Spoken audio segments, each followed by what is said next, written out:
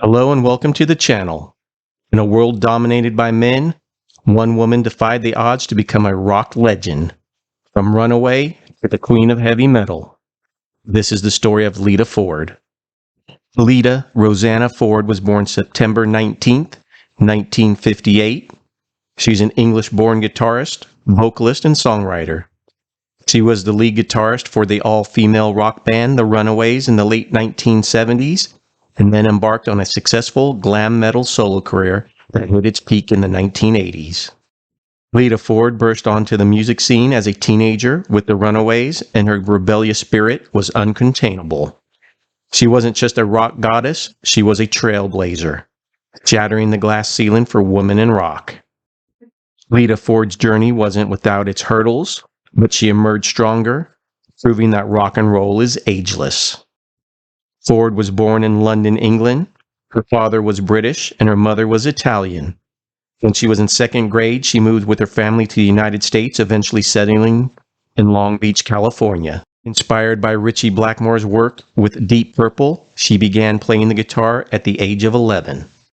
In 1975, at age 16, Ford was recruited by recording impresario Kim Fowley to join the all-female rock band The Runaways.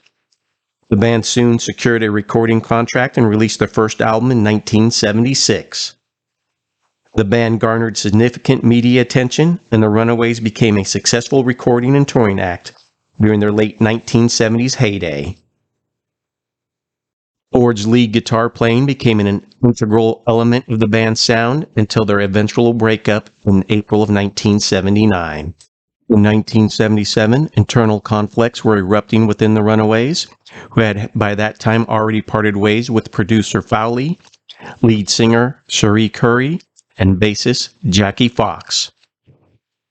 Vocalist guitarist Joan Jett wanted the band to shift to a more Ramones-influenced punk rock sound, while Ford and drummer Sandy West wanted to continue playing the hard rock-oriented songs the band had become known for.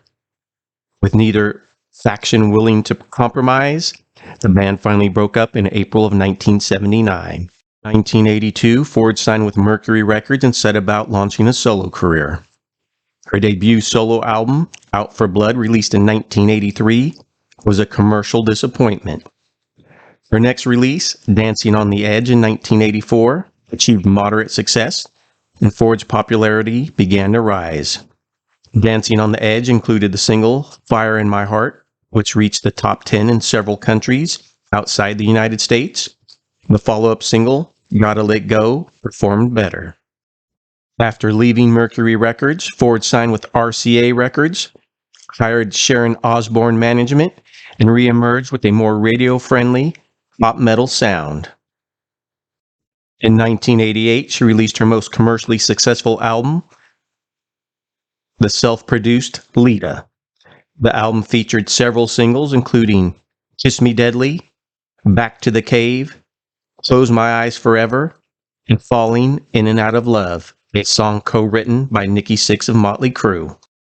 The 1989 single, Close My Eyes Forever, a duet with Ozzy Osbourne, remains Ford's most successful song, reaching number 8 on the U.S. Billboard Hot 100. Ford followed up her success of Lita with the album Stiletto in 1990.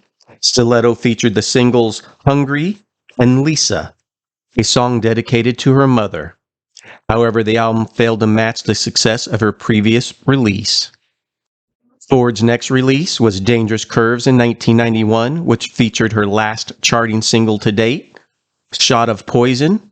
Ford's final album prior to a lengthy recording hiatus was Black on the German ZYX Records. In June of 2008, Ford re-emerged with a new band with Stet Howland of Wasp on drums, playing several warm-up gigs under the moniker Kiss Me Deadly prior to Rocklahoma in Pryor, Oklahoma. In June of 2009, she toured the United States and Europe with a new lineup. Their last 14 shows, consisting of former Guns N' Roses guitarist Ron Bumblefoot Thal, drummer Dennis LaFlang, and bassist TJ Farley. After a long recording hiatus, Ford released Wicked Wonderland on October 6, 2009 on the GLRG Entertainment label. In an interview with exclusivemagazine.com, Ford spoke about her new material. "I just wanted to kick ass. I don't know what's popular or the flavor of the day. I just wanted the music to rock. The lyrics are very personal and that's it. I wasn't going to come out in sandals and with hairy armpits." In May of 2011, Ford promised to release a real comeback album. Later in the year, with drummer Chuck Spradling saying that 2009's new metal-inspired Wicked Wonderland was too much of a collaborative project with ex-husband Jim Gillette. A lot of people have told me that they want a real Lita Ford album, and I know what they mean. They're going to get it, she was quoted as saying at the time. Living Like a Runaway was released in June of 2012 on SPV, Steam Hammer Records. True to her word, the album was much more in line with her earlier work. The title's also celebratory, as Ford had recently settled differences with her former Runaways bandmates. During 2014, she was bestowed with the Certified Legend Award by Guitar Player magazine. In 2016, Ford released Time Capsule, a collection of songs she discovered on old analog tapes from the 1980s, featuring recordings she had made with Billy Sheehan, Gene Simmons, Bruce Kulick, Robin Zander, Rick Nielsen, Dave Navarro, and Jeff Scott Soto. Lita Ford's legacy continues to inspire a new generation of rockers, showing them that dreams can become reality. Lita says, "To all the dreamers and rebels out there, never stop fighting for what you believe in. Rock on." Lita Ford's story is a testament to the power of perseverance and the enduring spirit of rock and roll.